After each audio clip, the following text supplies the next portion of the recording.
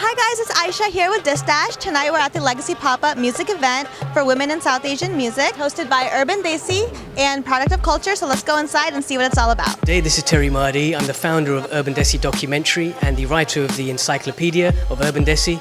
And you're watching Desi Doc, the one place where you should be. I've been writing the Encyclopedia of Urban Desi for about 5 years now, but I've been archiving subconsciously for about 15 years. And people in the industry who I've worked with over the years, as you said, I've been in it just over 20 years now. They've been giving me all of their old archives, so old cassettes, VHSs, even broadcast beta SPs, which no one uses anymore, to posters and things. And I thought, well, this is really interesting. And one day I was on Snapchat just showing people stuff, and thousands of people were coming back to me and saying, wow, we didn't know any of this stuff from the 90s or the early 2000s. So it just kind of grew organically. It's like you're putting together this documentary, right? Yeah. So what is that about? Urban Desi's been around, in my opinion, for about 50 years.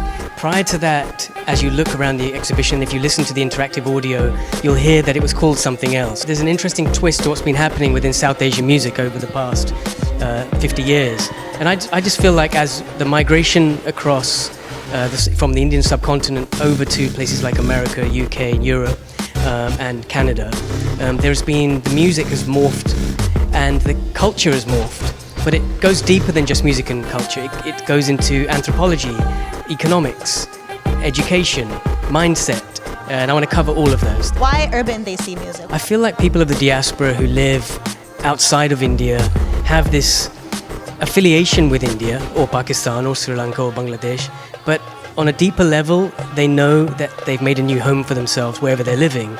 And the music is a real reflection of what that feeling is. Because music is expression, right? It's a feeling. And so when a song sums up how you feel, it really gets you. And that's what I'm trying to sort of tell those stories. But also all these wonderful women in the industry who have never really had the profiling that the men have had. And I feel like in this day and age, it's really important that we balance everything out. Okay, so next I think really what I want to do is take this concept and run with it in terms of the documentary. The reason I'm doing the documentary and the encyclopedia is the book, it's the history book of our culture. There's loads of books on hip-hop, loads of books on R&B, soul, funk. There's no books on Urban Desi culture. This will be the first, and I hope it's the definitive one. And I hope more come. The documentary, because we live in a world where the attention span is really, really low, and not many people read books anymore. So we want to open that information out in film form. Hi, this is Archana from Product of Culture. Catch me on Desi Doc. Archana, why don't you tell us a little bit about your organization? We've been around for almost 3 years now. Our main mission is to give creative South Asians a platform. There's a lot of brown kids that are out here in the States and in the UK, outside of just South Asia, who are looking to share their work. We're also inherently creative, and from art to music, there's everything in between. We just need more platforms to showcase our work. So literally that's why we started. In the beginning, we just started we started curating content online just so that people could start finding artists that they might not have just found on their own. And we were hoping that, it would be amazing if one day we could have 1,000 followers and, all that stuff. And we've gone beyond that now. And, we started doing live events because we realized that was really a need, that, we just don't have a real space for us to meet and really get to know each other instead of just following each other on Instagram. And so, we're almost 20 events in.